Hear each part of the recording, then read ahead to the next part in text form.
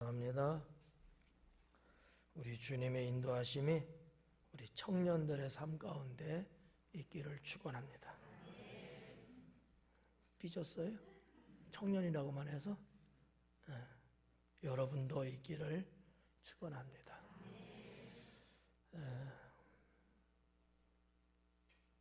오늘 강의 제목이 그때에가 되겠습니다. 그때에. 때에 대한 말씀이죠. 이 읽은 성경 본문 21절부터 27절까지의 이 그때라는 단어가 여러 번 나와요. 13장에 들어와서 13장을 통틀어 보면 한 11번 정도가 나옵니다.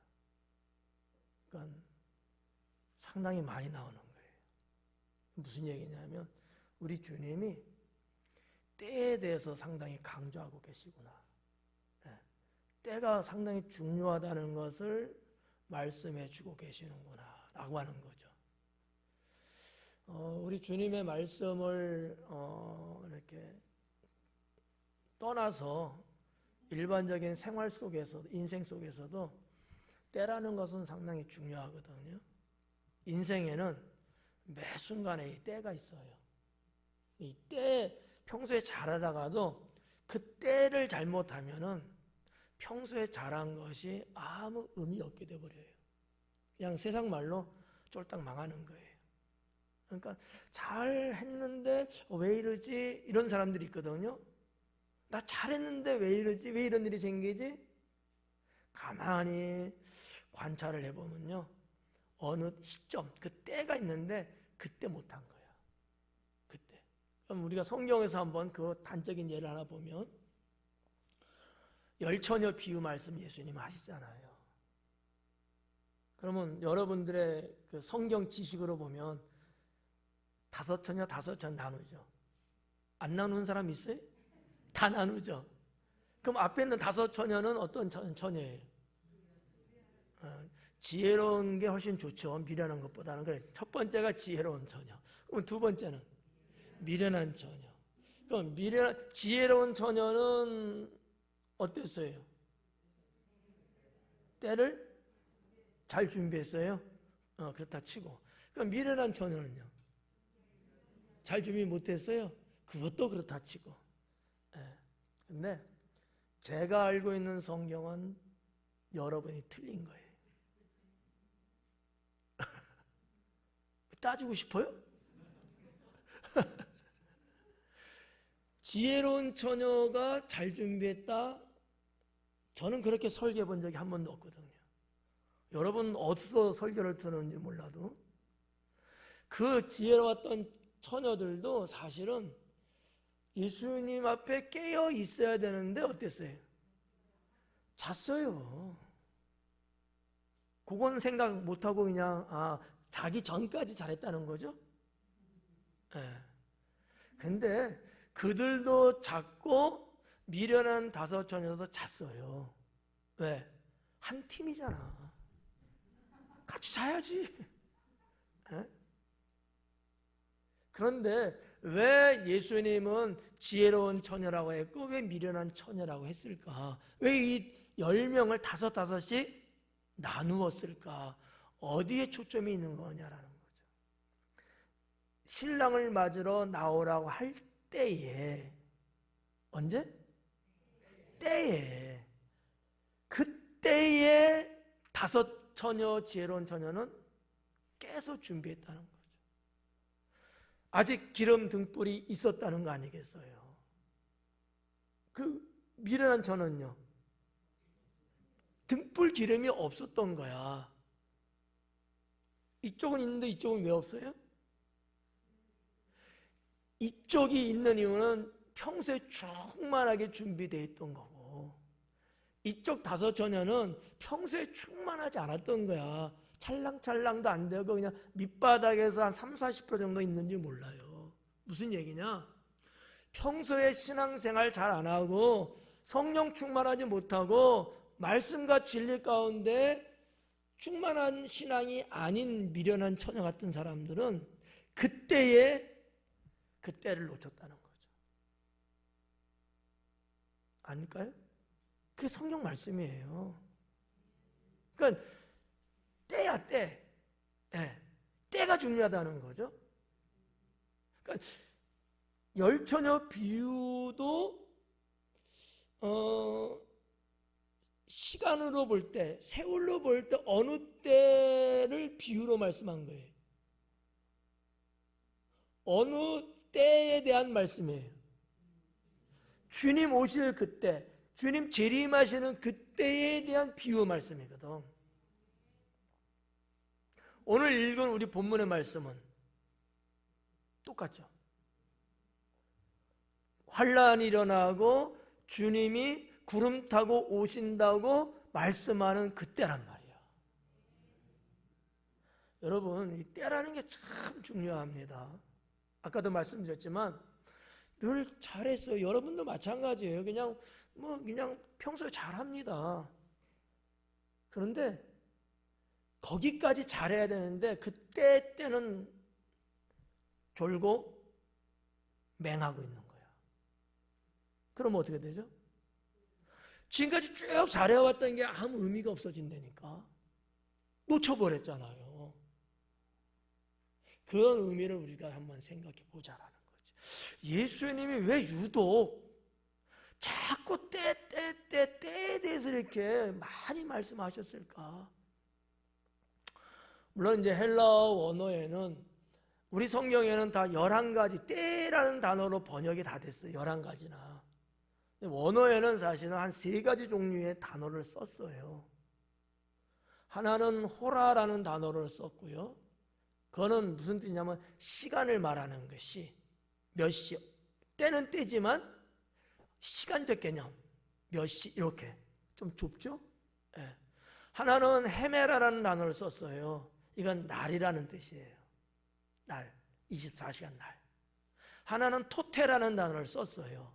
이거는 이제 우리가 지금 말하고 있는 때에 대한 거야. 시간도 물론 할 수도 있고 날을 해도 쓸 수도 있지만 그보다도 어느 상황에 대한 때예요. 전쟁할 때 뭐 이런 거 있잖아. 밥 먹을 때 이런 거. 일하러 나갈 때 그런 개념 있죠? 토테는 그런 뜻이거든요. 근데 이제 토테라는 단어가 가장 많이 사용됐고 예수님의 포인트의 그때는 이 토테라는 때인 거죠. 저도 오늘 제목을 잡은 것은 3가지 중에서 토테라는 헬라어의 그 때를 생각하고 단어를 제목을 잡은 거예요. 그래서 이제 이 때라는 것이 너무나 중요하다. 거듭 말씀드리지만 지금까지 여러분들 신앙생활 잘 해오고 있어요. 근데 아직 주님은 오실 생각은 없으신가 봐요. 근데 주님이 오시는 그때 꼴까닥 하고 있으면 자, 좀 먼 얘기 같이 들리잖아요. 그러면 지금 우리의 이 상황적으로 다시 한번 생각해 보자고. 지금 우리는 하나님께 예배 드리고 있어요. 맞죠? 자, 예배 드릴 때입니다. 그럼 어떻게 예배 드려야 돼요? 마음을 다해서 드려야 되겠죠? 자, 지금 이 시간은 호라예요, 호라. 시간. 이 시간은 지금 목사님이 설교를 하고 있는 때야. 그럼 여러분은 어떻게 해야 돼요? 말씀 잘 들어야죠. 이 때를 놓치면 안 된다는 거야. 이 말씀 전하는 이 때에 내가 놓치면 은혜를 받을 수가 없어. 은혜를 못 받는 거지. 찬양을 다 같이 부르는 때에 그때를 놓치면 하나님께 영광을 못 돌리고 있는 거야. 교회 뭐하러 왔어요? 예배 뭐하러 왔어요? 여러분, 은혜 받으러 왔어요? 하나님 영광 돌리기 왔어요? 어쩌? 잘 대답하시는데. 그러니까 내가 은혜 받는 것도 중요하지만 그보다 더 큰 게 뭐예요? 하나님께 영광 돌리는 거잖아. 맞죠? 그러면 그게 뭐예요? 찬양할 때 같이 찬양하는 거지. 기도하는 거며 여러분이 말씀 듣는 것보다 어떤 측면에서 예배학적으로 어떤 측면에서는 찬양을 드린다고 하는 요 자체가 더 하나님 영광 되는 거지. 그런데 또 우리 입장에서 보면 은혜 받아야 되잖아. 그러니까 이 은혜 받는 이때를 놓치면 나머지는 다 어떤 의미에서 놓쳐버리면 아무것도 아닌 거야. 여러분, 은혜 받으러 왔는데 은혜도 못 받고 돌아가면 뭐 한 거예요? 옹달샘에 가서 물 마시고 세수하고 다 하면 좋잖아. 근데 깜빡 잊었어. 뭐하러 왔는지 모르겠어. 그래서 그냥 내려갔대. 뭐 하는 짓이래? 이와 같다는 거지. 이와 같다. 그러니까 여러분, 예배라고 하는 것을 너무 형식으로 가시면 안 돼요. 예배는 살아계신 하나님을 내가 만나고 그 하나님께 영광을 돌리고 그로 인해서 우리는 은혜를 받는 거야. 세 가지 예배가. 하나님 만나고 하나님 영광 돌리고 하나님 주신 은혜를 받고. 예배 이 트리니티, 이 세 가지 중에서 하나를 빠지면 안 된다. 그러면 그 예배는 실격이다라고 볼 수도 있다는 거죠. 다 뗀 거예요, 때. 때가 중요하다는 거지. 여러분, 제가 아는 어떤 분은 말이죠. 꼭 저녁 6시만 되면 식사를 하려고 그래요. 여러분은 어때요? 여러분도 좀 그러는 스타일이에요? 아무 때나. 그래서 이분은 그 시간만 넘어가면요, 당이 떨어지는 건지 화가 나. 안절부절해. 그래서 제가 그분을 만날 때는 꼭 시간을 맞춰 드리려고 그래. 잘못하면 내가 맞을 것 같아. 때가 있더라고, 그분도. 그러니까 우리는 일상생활 속에서 이 때가 있는 거예요. 일어날 때, 잠잘 때, 그죠? 공부할 때, 나가서 일할 때, 사람 만날 때 때가 있잖아요. 때가 중요하다. 인생사에서도 때가 중요하고 하나님을 믿는 데 있어도 때가 중요하다. 이 때를 놓치면 모든 건 다 허사가 될 수 있다. 허사가 될 수 있다. 제가 저번에도 한번 예화로 대나무의 마디를 한번 말씀드린 적이 있는데 기억나시죠? 예, 난다고 그러세요, 그냥. 대나무가 탄탄하고 계속 치고 올라갈 수 있는 이유 중에 하나는 마디가 있기 때문이다. 이건 제 생각이에요. 그럴 것 같지 않아요? 그 마디마디가 받쳐주잖아. 여기도 봐봐. 여기서 저 위에까지 있는데 쫙 뭔가 된 것 같잖아. 그죠? 일종의 가름대잖아. 힘을 지탱해 주는 거야. 마디야.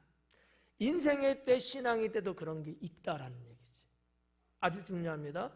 그래서 그냥 선언적으로 여러분에게 이렇게 지금 그때라는 단어를 제목으로 제가 붙인 이유는 이만큼 중요하기 때문이다. 중요하기 때문이다. 제가 오전 예배 때도 11분을 설교했어요. 여기에 대해서만. 지금은 몇 분 갔는지 모르겠다. 벌써 끝날 때 됐어.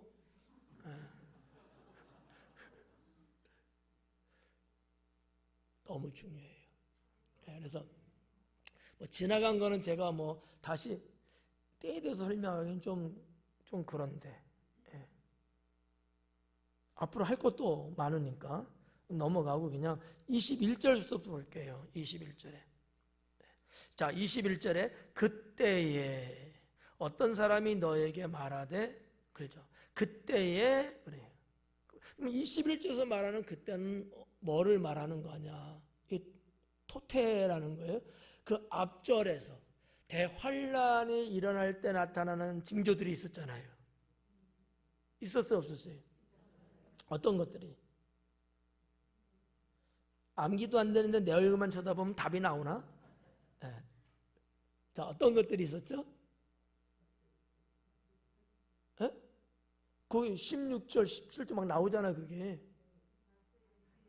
그렇죠. 네. 대환란이 일어나니까. 자, 봐봐. 그러면 처음부터 가자고. 14절부터 보면은, 14절부터 보면은, 다 가증한 것이 서서는 안 될 거룩한 곳에 섰대잖아. 그런 것이 나타날 그때에는 거기도 한번 때가 나와요. 그리고 그때는 너희들이 뭐 지붕에 있다가 가지러 가지 말고 산으로 도망가야 되고 뭐 밭에 나가는데 뭐 겉옷 가지러 가지 말고 이런 말씀 쭉 하잖아요. 그때를 말하는 거야. 그러니까 환란이 시작되는 징조가 보일 그때 이미 그런 징조들이 있었어요. 그때는 어떤 일들이 일어나느냐 하면 21절이에요. 여기 뭐라 했어요? 어떤 사람이 너희에게 말하되 보라 그리스도가 여기 있다 보라 저기 있다 한다는 거죠. 자, 환란이 일어나고 뒤숭숭하고 예수님이 말씀한 것처럼 그러면 도망가야 되고 뭐 물건 탐내갖고 가지러 가려고 하고 노새 아내처럼 소돔성에 두고 나온 거 생각나서 뒤돌아보지 말라 했는데 뒤돌아보고 걸다가 소금기둥 대버려 다 그거 똑같잖아. 그걸 하지 말라 그랬거든. 분명히 주의 천사가 일러줬어요. 뒤돌아보면 안 된다.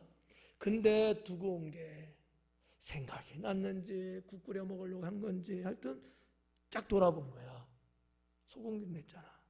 여기 오늘 본문 앞부분에서도 주님이 그랬잖아요. 산으로 도망가고 유대 사람들은 내려가지도 말고 겉옷 가지러 가지도 말고 하지 말래잖아요. 뭐 하라는 거 그냥 무조건 도피해라. 그때를 말하는 거지. 근데 이때에 어떤 사람이 나타나서 이렇게 한 얘기예요. 그리스도가 여기 있다. 그리스도가 저기 있다. 자, 그러면 예수님이 재림하실 때에 예수님이 어디로 오실까? 예수님이 어디로 오실 것 같아요? 우리 교회로 오실까? 우리 교회로 안 와요? 그럼 어디로 가? 내 눈만 째려보지 말고. 승희야 어디로 올 것 같아 예수님은?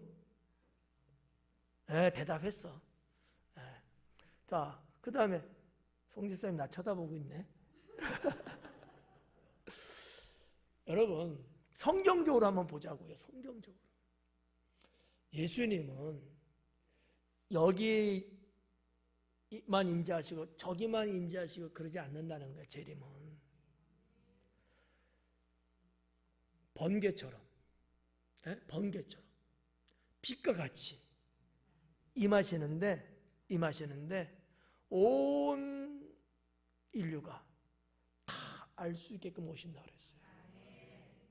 여러분 밤하늘의 별을 보면 우리 앞마당에서 보는 별을 저 강원도 강릉에서 볼 수 있을까 없을까?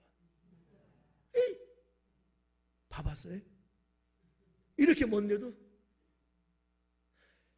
창조물 자체도 이렇게 다 볼 수 있는데 세상의 만왕의 왕으로 온 인류 믿음의 백성들을 구원하시기 위해서 오시는 예수님께서 김미진 집사님한테는 오겠어요? 김남현 집사님에게만 오겠어요? 그러면 나는 섭하지. 믿음의 모든 백성들 뿐만 아니라 온 천하 사람들이 다 주님의 재림을 보게 된다고 예언했거든요. 그때에 주님을 안 믿던 자들은 미쳐버리는 거지. 평소에 자기들이 안 믿은 것에 대해서 얼마나 통탄스러울까, 얼마나 후회스러울까. 안 믿었거든. 아닐 거라고 생각했거든. 근데 저 바보 같은 것들은 예수님 믿고 예수님 온다고 믿고 있었거든. 그래서 재밌는 것도 안 하고 절제하고 자기는 마음대로 막 살았단 말이지. 근데 그때가 되면 이게 역전 바뀌어지는 거예요.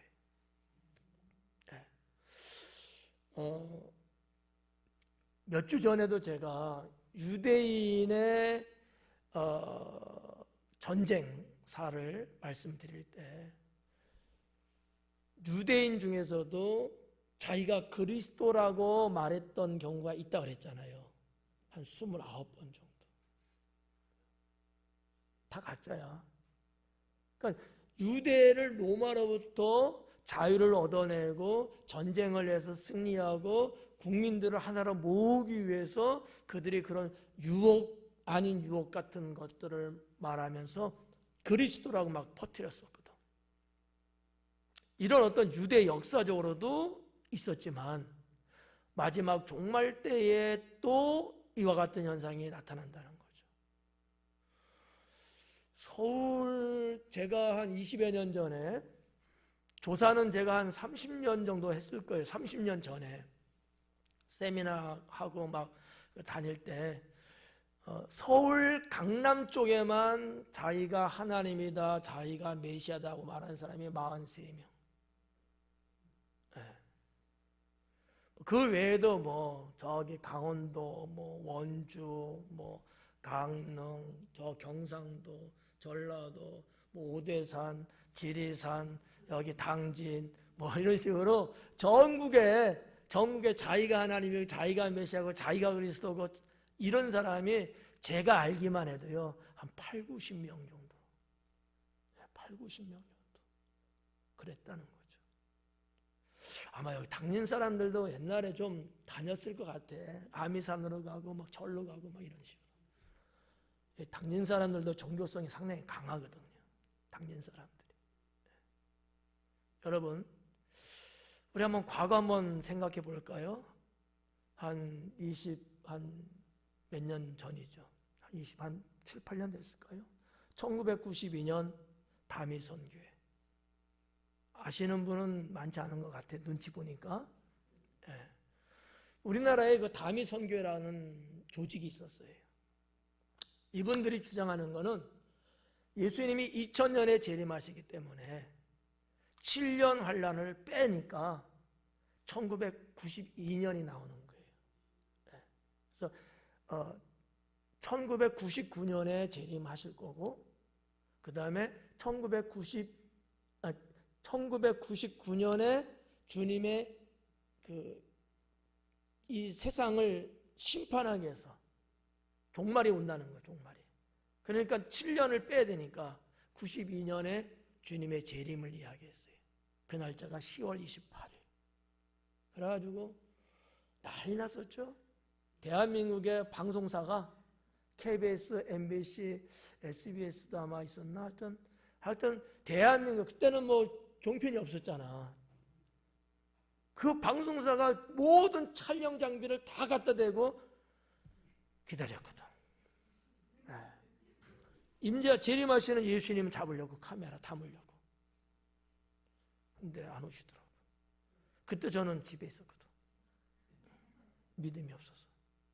믿음 있는 사람 다 갔어. 어디로? 뭐 아미산에도 가고 막 그냥 저기 뭐 계룡산에도 가고 막 다 갔다고. 그리고 뭐 서울의 다미선교회 그 본부라고 하는데도 막 장사진이었어요. 예. 그런 적이 있었다고. 우리나라에. 다 거짓말이죠. 그리스도가 여기 있다 저기 있다 해도 예수님 하신 말씀은 다 믿지 마라. 믿지 말라는 거예요. 그러면 그리스도 믿지 말라는 거예요? 아니죠. 재림하시는 그리스도가 어느 지역적으로 온다고 하는 그런 말은 믿지 마라. 그건 다 거짓말이라는 거죠. 그거는 사탄의 역사예요.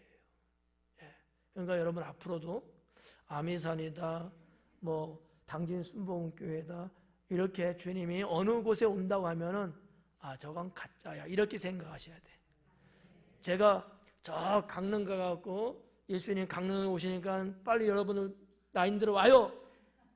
단톡 여도 오면 안 돼. 나는 가짜야 그러면. 그러니까 그냥 성경적으로만 보자고. 예수님이 친히 하신 말씀이야. 그리스도가 여기 있다 저기 있다고 말하지만 너희는 믿지 마라. 예수님은 그렇게 오지 않는다는 거죠. 나중에 이제 주님의 오심에 대해서 이제 언급했는데 21절은 그렇게만 우리가 보고 넘어가자고요. 예수님은 말이죠. 시간과 공간을 초월하시는 재림입니다.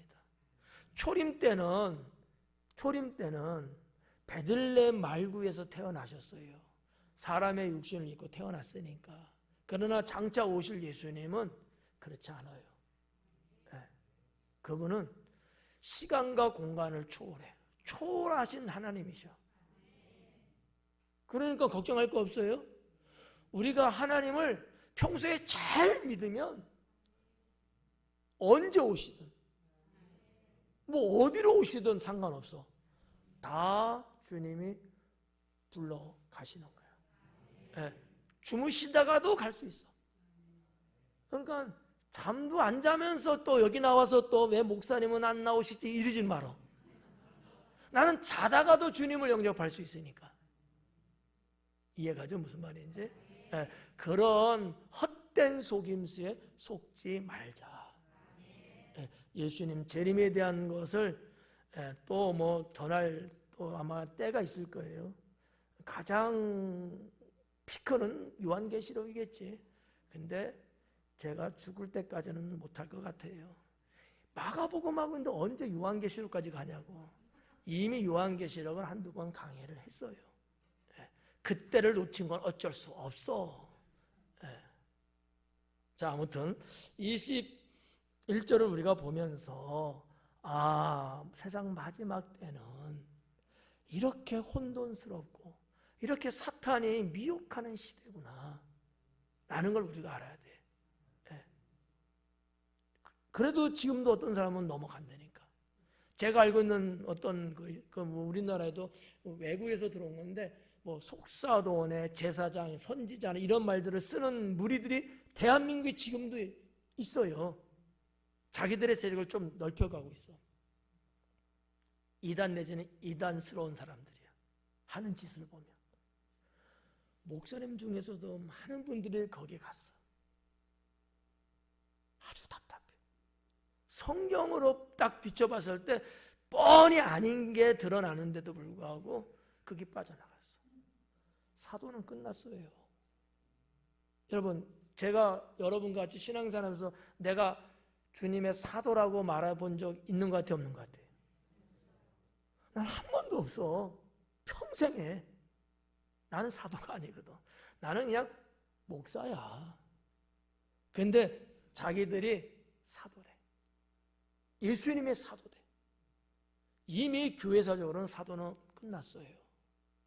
그런 걸 보면 저거는 가짜구나 알 수 있잖아. 뭐 어떤 사람들은 선지자 얘기를 해. 선지자 끝난 지가 언젠데 사도보다 더 일찍 끝났어. 그리고 어떤 분도 제사장이래. 제사장은 무슨 제사장이야. 하여튼 좀 이상한 구린 냄새가 좀 나. 이거를 구별 못해서 어느 목사님도 가고 어느 장로님도 가고 우리 장로님은 안 갈 거야 아마. 어느 권사님도 가고 집사님도 가고 막 가는 거야. 혼자 가기 싫으니까 같이 데려가나 봐. 속지 말자. 너무나 혼돈스러운 세상입니다. 너무 혼돈스러워요. 21절 한 절을 우리가 보면서 그런 부분 좀 보고요. 22절에 거짓 그리스도들과 거짓 선자들이 일어나서. 자, 21절은 구분을 좀 하셔야 돼요. 21절에는 어떤 사람이 너에게 말하는데 그리스도가 여기 있다 저기 있다 말한다. 그렇지만 너는 믿지 마라. 예수님 하시는 이렇게 22절에서는 거짓 그리스도들과 거짓 선지자. 그러니까 예수님 당시니까 선지자라고 말을 아마 쓸 수도 있었을까. 왜 그 시대에 선지자 있었으니까. 근데 교회의 사조, 교회 시대로 사도행전으로 넘어올 때는 선지자라는 단어는 없고 교사라는 단어를 썼어요.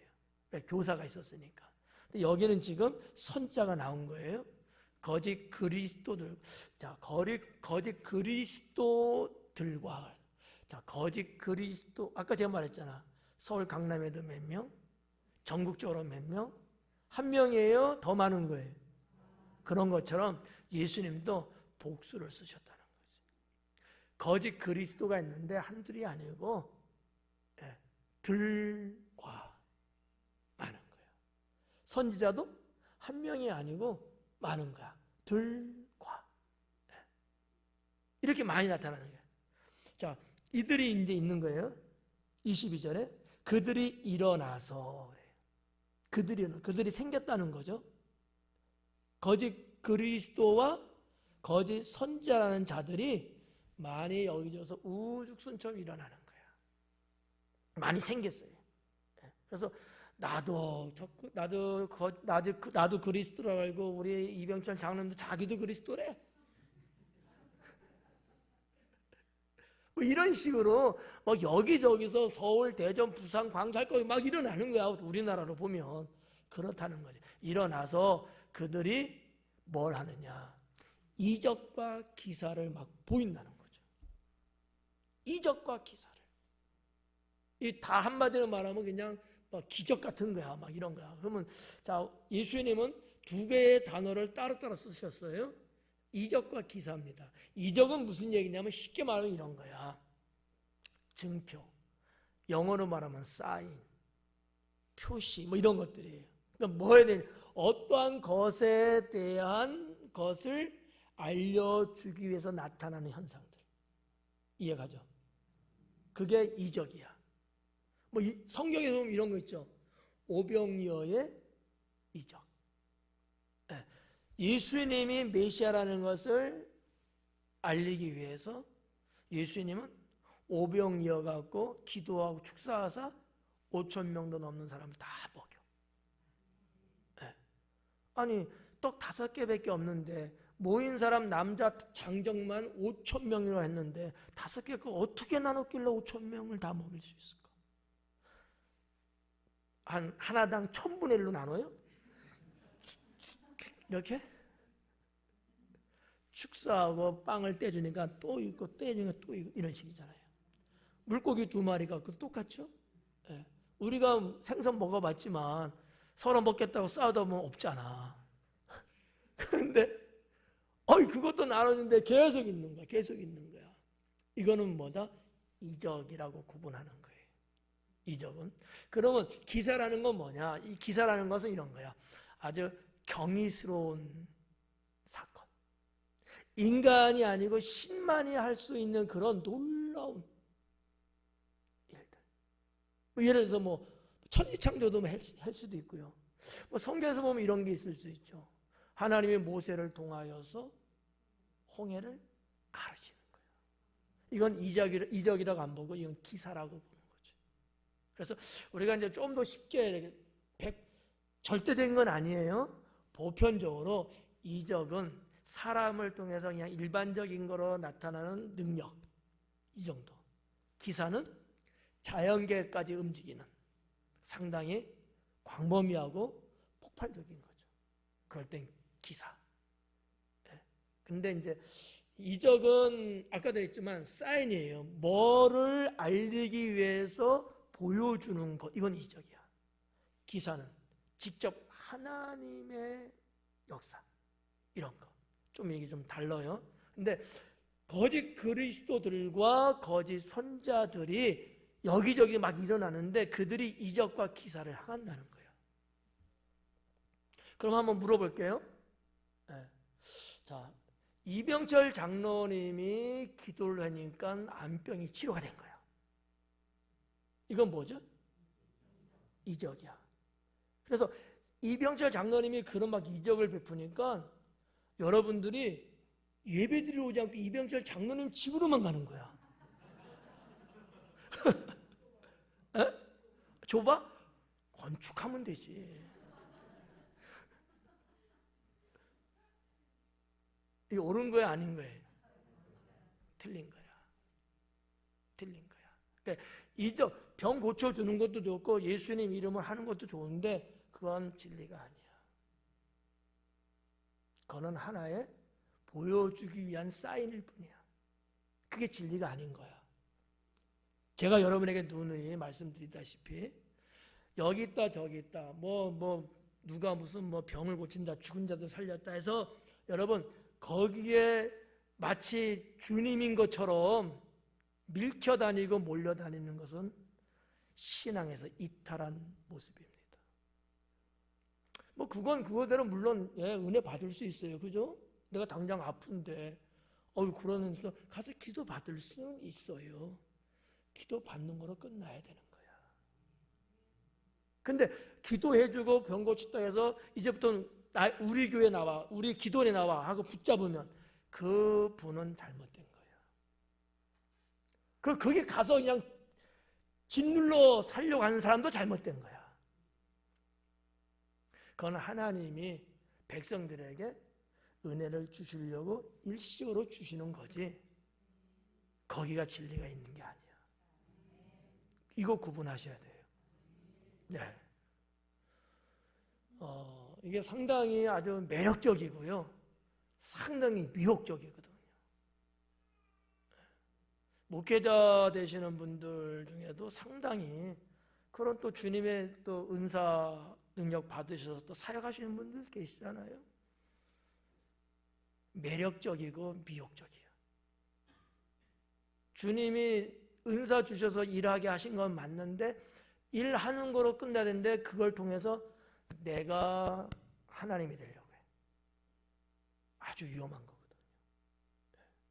저도 주님 앞에 각종 은사 받고 귀신도 쫓고 병도 고치고 정말 자연도 주님의 이름으로 명령할 때 바람이 물러가고 그런 어떤 역사들 저도 많이 있었거든요. 근데 난 그 사역 안 해. 그건 하나님이 그때그때 필요해서 그때만 주시는 거지 그것만 내가 전문적으로 전적으로 한다? 나는 그렇게 부름받은 적이 없어. 나는 성도들을 구원하고 주님 나라 데려가는 거지. 예. 제가 여러분 맨날 귀신 쫓는 사역만 하면 여러분 다 죽었어. 여기 귀신 들린 사람 엄청나게 올 거야. 여러분들은 완전 찌그러져야 돼 그러면. 예. 그거는 정상적인 목회가 아니야. 제가 해봐서 알아요. 이건 아니더라고. 아닌 건 아닌 게 그러잖아. 목회는 그런 거 아니다. 하나님 말씀을 온전히 가르치고 성도들을 진리로 인도해 가는 거예요. 그런 어떠한 능력이나 뭐 이런 것이 나쁘다는 건 아니에요. 그거는 어떻게 보면 양념과 이런 거야. 일시적으로 한 번씩 주님이 주시는 은택인 거지 이것이 주 생명은 아니다라는 거지. 그러니까 상당히 매력적이잖아요.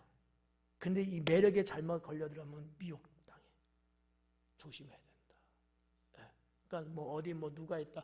예, 뭐 기도 받을 수도 있고 뭐 그럴 수는 있어요. 그런데 거기서 진치려고 하고 여기가 진짜구나. 야, 이분이 메시아 이러면 안 된다라는 거지. 아셨죠? 예. 이런 거를 구별을 하셔야 된다. 22절로 다시 돌아와서 이적과 기사를 행한다 이거야. 근데 뭐라 그래? 할 수만 있으면 택한 자를 미혹한다는 거죠. 이것만 봐도 벌써 딱 구별 가잖아요.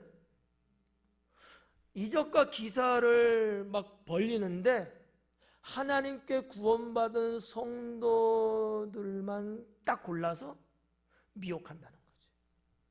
틀린 거지 그러니까. 그렇잖아요. 아니 교회 잘 다니고 있는데 왜 꼬셔갖고 자기 교회에 데려가려고 하냐고. 이건 잘못된 신앙이에요. 우리는 뭐지? 아이 그러시냐고. 잘 다니시라고. 하나님 잘 믿으시라고. 이렇게 권면하고 오히려 하잖아요. 그런데 신앙이 잘못된 교회든지 사람들은 죽어도 자기네 교회만 와야지 구원받는데 자기네 교회에 와야지만 복을 받는데 이건 뭐와 같으냐면 주님이 여기 있다 저기 있다 말하는 사람과 거의 비슷한 사람이야. 이단이라는 거죠. 어떤 조직은요 꼭 문패에 있는 데만 쫓아다녀. 교패에 있는 데만. 일반 세상 사람하고 말하면 말이 안 통해. 무슨 말인지 몰라. 단어도 모르잖아.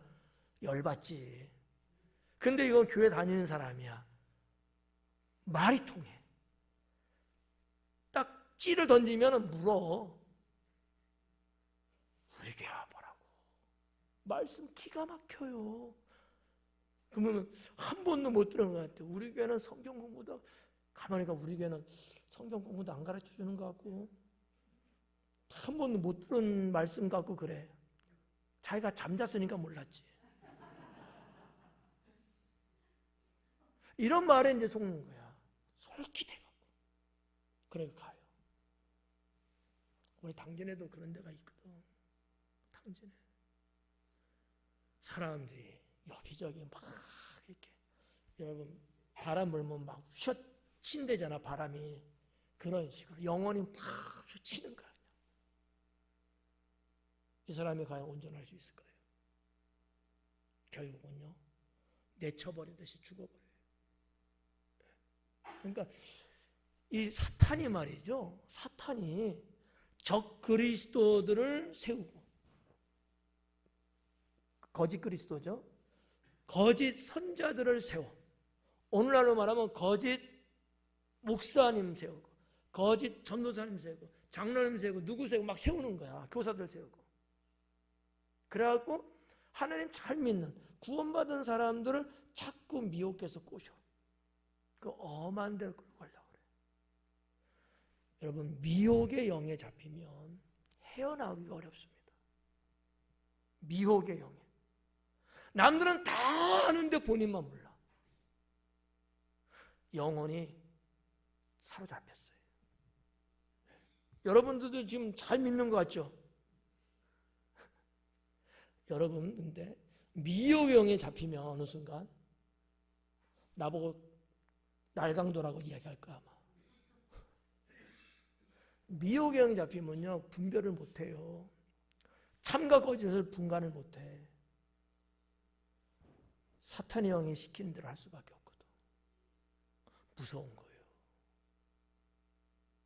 그런 귀신도 다 쫓아보고 쫓아내고 그랬잖아요.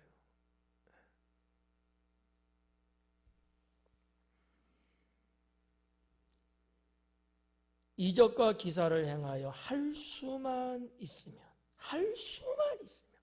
수단이에요, 수단. 할 수만 있다면 어떻게든지 지옥에 데려가고 싶은 거야. 왜? 사탄이 할 일이 그거니까. 사탄은 그런 존재예요. 우리들을 천국 가는 꼴을 못 봐. 지옥을 데려가야 돼, 지옥을. 하나님 잘 못 믿게 해야 돼. 말씀 못 듣게 해야 돼. 신앙으로 못 살게 해야 돼요. 그러기 위해서 자꾸 유혹하는 거지. 이런 거 갖다 주고 저런 거 갖다 주고, 그래서 바쁘다, 이래서 어쩌다, 자꾸 핑계거리를 갖게끔 만들어주는 거야. 그래갖고 꼭 교회 올 때 되면은 사람을 집에 보내. 예배 못 나오게끔. 그래서 교회 안 나오는 경우들 있잖아. 여러분들 중에도 있어요? 알아서 하세요. 뒤에서 사탄이 역사한다는 거. 사탄이. 우리가 그냥 인간적으로 볼 때는 뭐 그럴 때도 있지, 뭐 꼭 그게 다 뭐 사탄이 하는 걸까, 이런 생각 들 때가 분명히 여러분 있을 거야. 그 자체가 위험한 거야. 예외 조항을 뒀기 때문에. 사탄은 그걸 이용하는 거지. 예외 조항을 줘서. 예외 조항. 하나님은 어때요? 절대적인 하나님이셔. 하나님은 죄와 타협을 안 하셔요. 근데 우리는 자꾸 이렇게 예외 조항을 갖고 자꾸 합리화시키고 타협을 하려고 해. 그러면 우리가 원래 그런 사람이에요? 아닌 거예요. 사탄이 우리를 미혹하고 있다라는 거지. 할 수만 있다면 무슨 수를 써더라도 한 영혼이라도 죽이고 싶은 거지. 근데 이 단어에서 우리가 보면 할 수만 있다면, 이 단어 속에 뭐가 잠재되고 있냐면 실패한다는 내용을 느낄 수 있어요. 할 수 있다 이렇게 하지 않았거든, 주님이. 할 수 없는 거야. 근데도 할 수만 있다면 하고 싶은 거지. 무슨 얘기냐면 하나님은 구원받은 택한 자녀들을 보호하신다라는 거죠. 그러니까 사탄은 어떻게든지 잡아당기고 하고 싶은 거야. 할 수만 있다면. 근데 하나님이 그걸 허용을 안 해. 그러니까 할 수 없는 거야. 근데 왜 이렇게 아멘을 안 해? 싫어요? 그러면 사탄이 하게끔 놔둬? 때를 못 찾구만. 아멘할 때. 그래서 요 22절을 우리가 보면은 말이죠.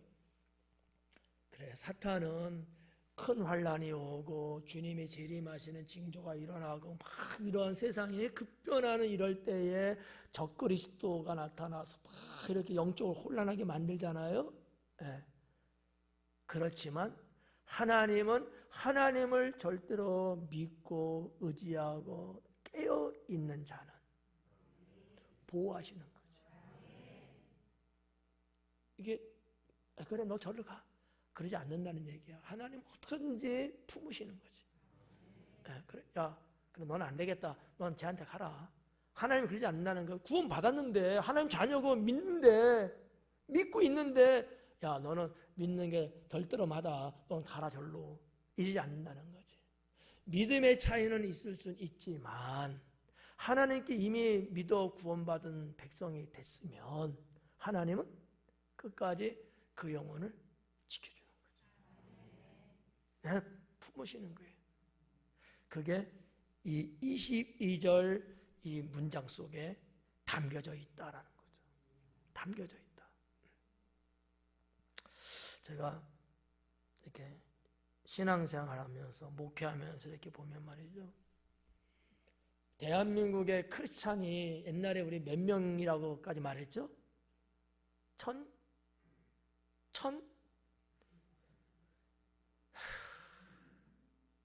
200명, 1200만 명. 몰라요? 뭐 당진 사람만 빼고 1000만 명? 대한민국의 크리스찬이 한 1200만 명이라고 말하는 때가 있었어요. 지금도 그렇게 말하는 분들도 계시는데 지금은 한 800~900만 명 정도, 한 300만 명 정도 줄었다고 봅니다. 앞으로는 더 줄 거예요. 우리 경연이가 결혼하고 애 낳고 한 30년쯤 가면 한 500만 명으로 줄는지도 몰라요. 그러면 나머지 다 떨어져 나간 거야. 다 세상을 간 거야, 이제. 하나님 안 믿어요. 이 중에서도 하나님 믿는 사람 중에서도 100%라고 봤을 때 교회에 정만 두고 있는 사람, 1년에 그냥 한두 번이든 뭐 서너 번 이렇게 그냥 그 정도로 나오는 사람이 약 20% 교회 안에. 지금 대한민국 교회들이 20%는 명단은 있는데 신앙생활은 거의 안 해요. 그 20%. 더 떨어져서 20%만 내리면 몇 프로 되는 거예요? 한 60% 정도 되는 거. 그러니까 20%는 또 어느냐? 주일날 정도만 예배드리고 가는 사람들. 그게 한 20%. 여기서 수도하면 참 좋은데 수도할 수가 없어. 우리는 이미 설국열차를 탔어. 설국열차가 뭔지 모르는 사람 못 웃어. 그래서 그냥 가는가 무조건 끝까지 가보는가. 그래서 60%가 40%의 사람이 그렇게 정만 두고 있는 사람, 겨우 그냥 주일에서 뭐 그런 사람, 거기서 더 떨어져서 한 20% 정도는 그냥 하나님 믿고 나와서 예배는 드리는데 왔다리 갔다리 하는 사람들. 주님하고 크게 선이 없어. 믿는 건 맞아. 예배도 나와. 거기까지만. 주님하고 상관이 없어. 이렇게 믿는 사람이 약 20%. 그럼 60% 날라갔어요. 40% 남았어요. 더 떨어져. 나머지 20%만 이것도 크게 잡은 거예요. 10에서 20%만 주님의 그날 그때 주님 앞에 서게 될 것이다 라고 보는 게 저의 생각입니다. 왜냐하면 예수님께서 그런 말씀하셨거든요. 내가 다시 세상에 올 때에 세상에 믿음이 있는 것을 보겠느냐. 세상에 믿는 사람을 보겠느냐는 말씀도 심각한 문제지만 이 세상 자체에 주님을 믿는 흔적이 없다는 거예요. 그러니까 제가 20%라 말한 건요 엄청나게 선심 쓸 거예요. 이건 우리 중에 여기 한 5명만 남으면 잘 남은지도 몰라요. 정말. 두고 보면 알아요. 슬슬 빠져나갑니다. 지금 그래도 부모님 세대들은 그래도 그냥 뭔가 유지해. 우리의 자식의 세대, 또 그 자식의 세대 가면요. 봐봐요. 젊은이들이 교회에서 빠져나가는 거 봐봐. 그들도 어릴 땐 다 믿었어요. 안 믿어요. 형식이야. 삶 속에서 주님 안 불러. 경건 생활 안 해. 세상에 5만 가지 그냥 즐겁고 재밌고 이런 것들이 수없이 많으니까 세상에 그냥 미혹돼 갖고 사는 거예요. 어느 미친 사람이 이 시간대에 교회 와서 예배 드리냐고. 바보들 같이. 우리는 골빈당이야. 똑똑하고 잘나가고 멋들어지고 이런 사람, 이 시간에 여러분 이 밤을 즐기려고 딴 데 가 있다니까. 그게 지금 우리가 살고 있는 이 시대의 모습이라는 거죠. 지금은 그나마 희망적이라고 볼 수 있어요. 아직까지는요. 왜? 신앙의 2세대들이 그래도 딱 버티고 있어서 20년, 30년 가면 정말 혼란스러운 시대. 우리 교회가 그때 과연 얼마나 교인이 될까?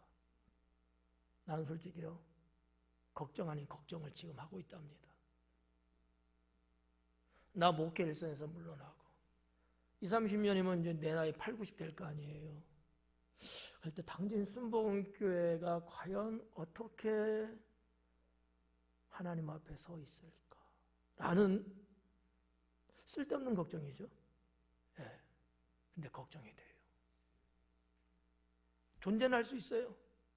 과연 우리의 이 신앙을 과연 누가 사수할 것인가? 우리의 이 신앙을 정말 계속 이어갈 수 있을까?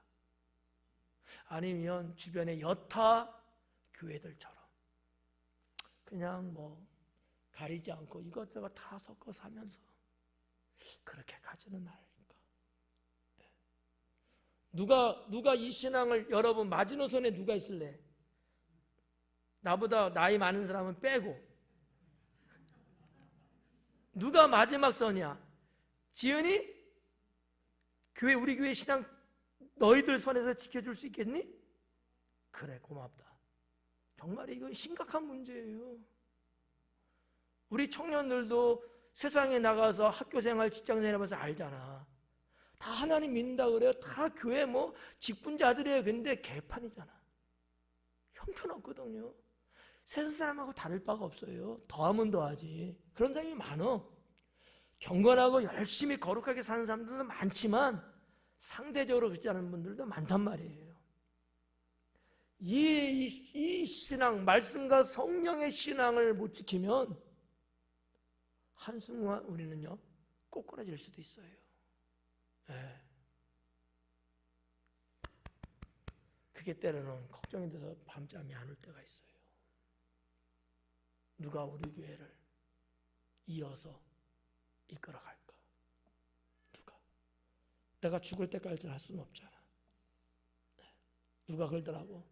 다 늙은 사람 뭐가 좋다고 그러겠어요? 성도들이 그러더라고. 나도 알아. 이런 부분들. 그래서 정말 우리는 지금 이 종말에 대한 말씀 강의하는 거잖아. 그러니까 여기 이렇게 생각하셔야 돼요. 목사님 한풀이 한다 이렇게 생각하지 마시고요. 그러한 말씀을 주님은 하셨는데 지금 우리가 살고 있는 이 시대가 그런 조짐들이 여기저기서 터져 나오고 세계의 흐름을 보면은 지금 느낄 수 있잖아요. 여러분, 그냥 괜찮겠지가 우리가 살 때는 아니에요.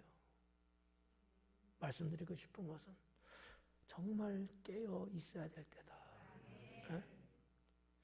이루미가 목사님 되겠다고 하는데 과연 정말 이런 우리의 어린 자녀들이 좋은 여러분들의 신앙을 가득 물려받으면서 다른 건 몰라도 우리 교회가 어떤 측면에서 시대적인 선구자 역할을 하고 신앙, 하나님을 향한 신앙을 지켜낼 수 있는 그런 어떤 전초기지가 돼야 될 텐데, 인원이 몇 명이다 이게 중요한 게 아니에요. 하나님의 신앙을 과연 지킬 수 있느냐라는 거죠. 그래야 되거든요. 네. 저는 이 말씀을 준비하면서 그런 답답함과 아울러 염려, 속상함. 왜? 지금 우리와 같이 이렇게 같은 대열에 서서 신앙생활을 해야 될 사람들인데 불구하고 어딘가 말에 자꾸 쭉쭉 뒤로 처지는 이런 우리 식구들이 있잖아요. 그 영혼을 볼 때마다 너무 마음이 아픈 거죠.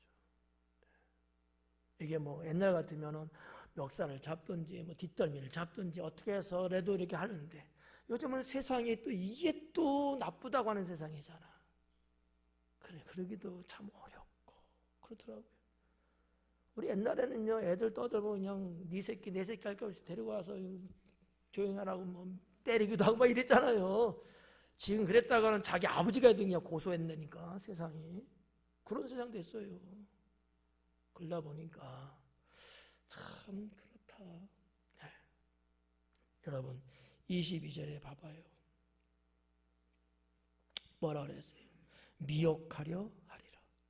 어떻게든지 미혹한다는 거야. 그럼 우리는 어떻게든지 미혹 안 당하려고 해야지. 방법은 두 가지. 크게 보면 방법 두 가지. 우리가 늘 우리 교회 신앙, 하나는 말씀 신앙, 하나는 성령 신앙. 말씀과 성령이 딱 버팅기면서 하나님을 믿어갈 때, 그래서 말씀 충만, 성령 충만. 그 외에 뭐 여러 가지 부수적인 것도 여러분 다 아시는 말씀이니까 이 두 가지의 큰 기둥, 이거를 잘 여러분 보존하면서 우리의 신앙이 나가면, 아무리 사탄이 미혹을 한다 할지라도 우리는 충분하게 이겨낼 수 있습니다. 23절에 보니까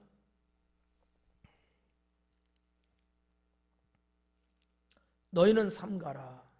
내가 모든 일을 너희에게 미리 말하였노라. 그래요. 너희는 삼가라. 이 중요한 말씀이기 때문에 앞문장으로 나왔어요. 앞단어로 삼가한다는 거.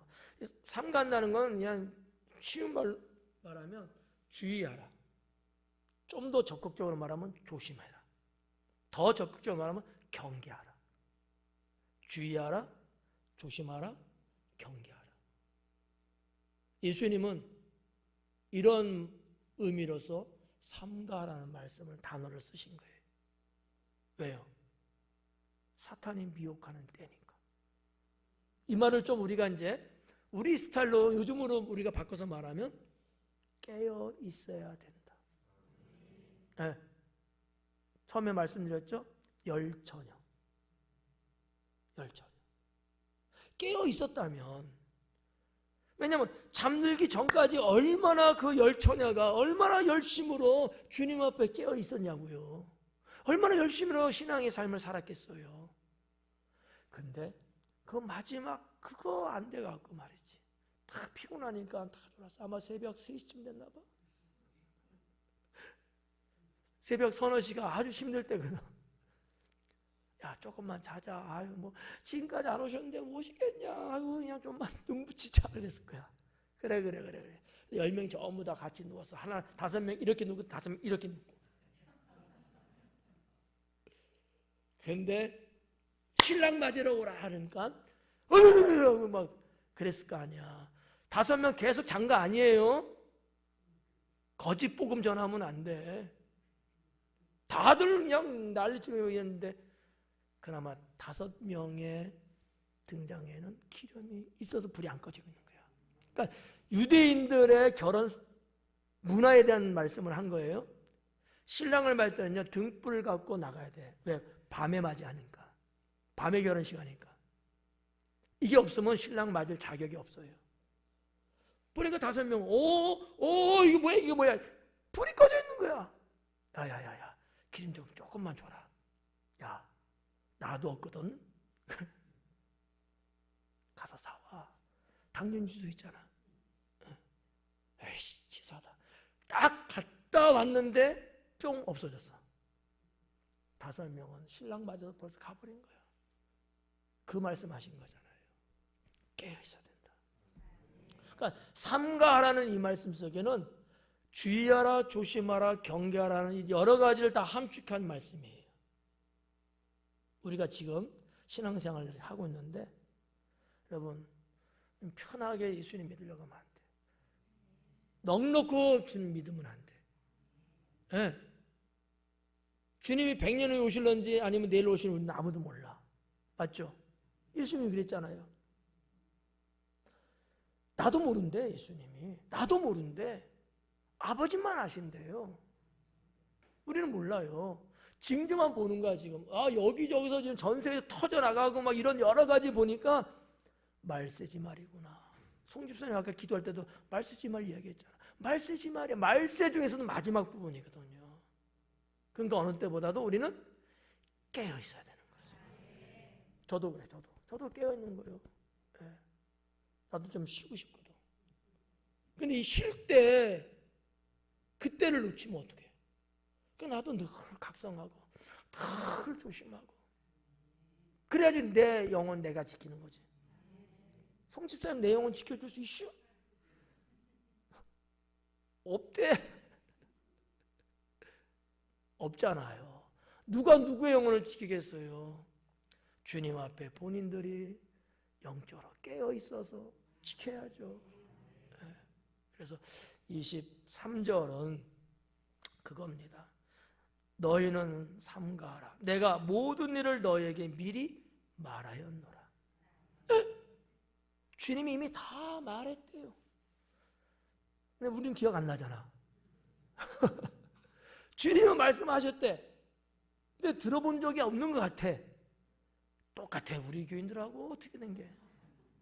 목사는 다 설교하고 강의 다 해줬는데 글쎄요. 했어요. 언제? 했다니까.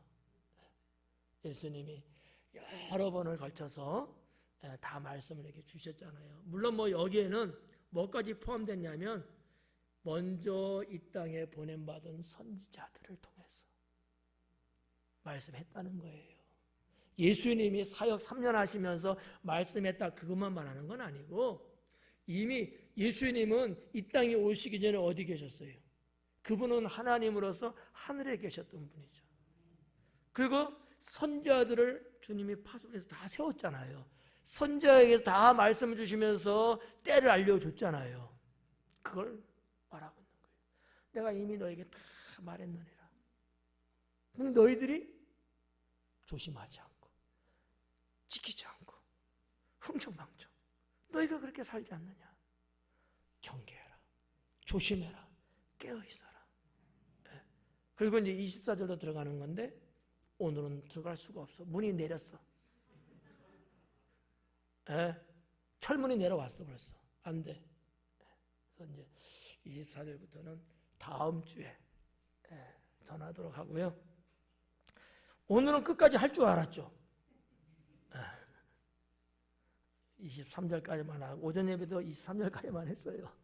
그래서 이제 24절에서부터 27절의 말씀은 좀 더 깊이 있게, 좀 더 내용이 더 종말론적인, 정말 더 디테일한 부분들을 예수님께서 말씀하고 계셔요. 심지어 뭐 이런 거죠. 해와 달과 별에 대한 말씀. 하늘의 권능이 막 흔들려 떨어지고 이런 거. 예수님이 오실 때 구름 타고 오신다는 이런 말씀. 더 실제적이고 더 상당히 우주적인 종말에 대한 말씀을 예수님이 했다라는 거죠. 상세한 건 다음 주에. 드라마도 다음 편 기다리려면 주말 드라마는 일주일 기다려야 되거든. 기도하겠습니다.